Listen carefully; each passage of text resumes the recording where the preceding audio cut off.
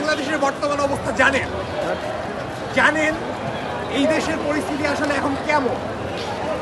এই যে গত বছর জুলাই অগাস্টে আমরা এত বড় একটা গণ অভ্যুত্থান করলাম, যে স্বৈরাচারী সরকার ছিল আওয়ামী লীগ সরকার, তাকে একেবারে ফেলে দিলাম, যে আমাদের দেশে কোনো বৈষম্য থাকবে না এই স্বপ্নে, এই নিপীড়ন থাকবে না, রাষ্ট্রীয় নিপীড়ন থাকবে না এরই স্বপ্নে, সেই স্বপ্ন আজকে এই নতুন বাংলাদেশে কতটা বাস্তবায়িত হয়েছে সেটা দেখে আমরা হতাশ এবং ক্ষুব্ধ।